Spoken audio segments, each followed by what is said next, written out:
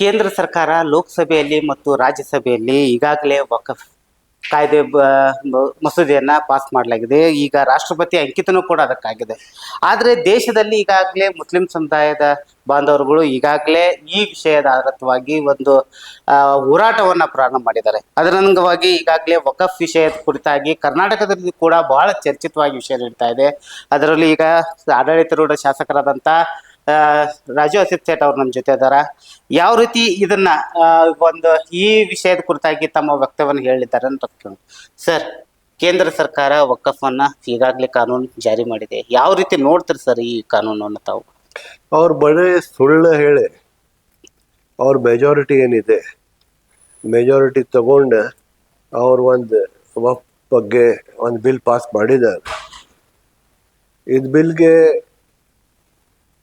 ನಮ್ಮ ಪಾರ್ಟಿದಿಂದ ನಮ್ಮ MP doctor Javed Mohammed ಅವರು ಸುಪ್ರೀಂ ಕೋರ್ಟ್ಗೆ ಅಪೀಲ್ ಮಾಡಿದ್ದಾರೆ. ನಮಗೆ ನ್ಯಾಯ ಸಿಗಬೇಕು, ಮತ್ತು ನ್ಯಾಯ ಸಿಗ್ತೈತಂದ್ರೆ ನಮಗೆ ಭರೋಸೆ ಇದೆ.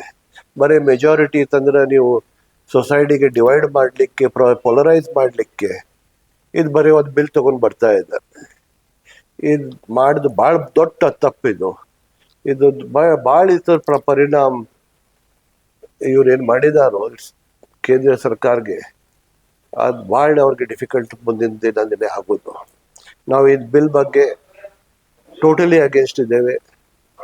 ಮತ್ತು ಮುಂದೆ ಏನು ನಾವು ಕ್ರಮ ತಗೊಳ್ಳೋದು, ನಮ್ಮ ಲೀಡರ್ಸ್ ಜೊತೆ ಮಾತಾಡಿ, ನಮ್ಮ ಉಲಮಾ ಜೊತೆ, ನಮ್ಮ ಗುರುಗಳ ಜೊತೆ ಮಾತಾಡಿ ನಾವು ಮುಂದಿನ ಆ್ಯಕ್ಷನ್ ನಾವು ತಗೊಳ್ತೀವಿ.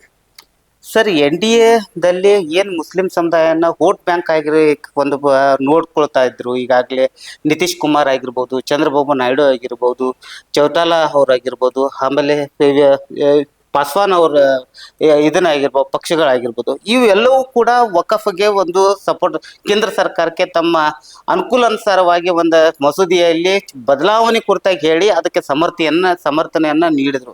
ಈಗ ಅದೇ ಈಗ ಅವೇ ಪಕ್ಷಗಳಿಗೆ ಮುಸ್ಲಿಂ ಸಮುದಾಯ ಸಂಪೂರ್ಣವಾಗಿ ವಿರೋಧಿಸ್ತಾ ಇದೆ. ಅವರನ್ನು ಬಹಿಷ್ಕರಿಸುವಂತ ಒಂದು ಸ್ಥಿತಿ ಈ ದೇಶದಲ್ಲಿ ನಿರ್ಮಾಣ ಆಗ್ತಾ ಇದೆ. ಇದ್ರ ಕಡೆ ಒಂದು ಕೇಂದ್ರದ ರಾಜಕಾರಣ ಯಾವ ದಿಕ್ಕ ಕಡೆ ಸಾಗ್ತಾ ಇದೆ ಸರ್?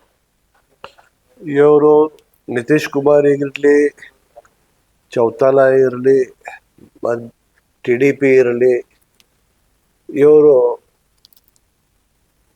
ನಮ್ಮ ಸಮುದಾಯಕ್ಕೆ ಭರೋಸೆ ಕೊಟ್ಟು ನಮ್ಮ ಜೊತೆ ಇರ್ತೀವಿ ಅಂದ್ರೆ ಹೇಳಿ ಅವ್ರಿಗೆ ನಮ್ಮ ಸಮುದಾಯ ವೋಟ್ ಮಾಡಿದ್ದಾರೆ. ಈಗ ನಮ್ಮ ಸಮುದಾಯಕ್ಕೆ ಅವರು ವಿರೋಧ ಮಾಡಿ ಈಗ ಮುಂದೆ ಹೋಗಿದ್ದಾರೋ.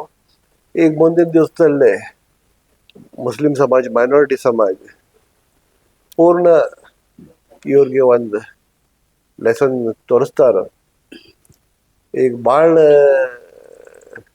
ಬರೇ ಮುಸ್ಲಿಂ ಮೈನಾರಿಟಿ ಇಲ್ಲ, ಎಲ್ಲ ಮೈನಾರಿಟೀಸ್ ಅವರು, ಜೈನ್ ಇರಲಿ, ಬುದ್ಧಿಸ್ಟ್ ಇರಲಿ, ಸಿಖ್ ಇರಲಿ, ಇವ್ರು ಇವ್ರಿಗೆ ವಿರೋಧ ಮಾಡ್ತಾ ಇದ್ದಾರೆ. ತಮ್ಮ ಸ್ವಾರ್ಥ ಸಲುವಾಗಿ ಇವರು ಬಿಲ್ಗೆ ಸಪೋರ್ಟ್ ಮಾಡಿದಾರು. ಮುಂದಿನ ಇಲೆಕ್ಷನ್ದಲ್ಲೇ, ಮುಂದಿನ ಕಾಲದಲ್ಲೇ ಇವ್ರಿಗೆ ಒಂದು ಲೆಸನ್ ತೋರಿಸ್ತಾರ ಎಲ್ಲರೂ.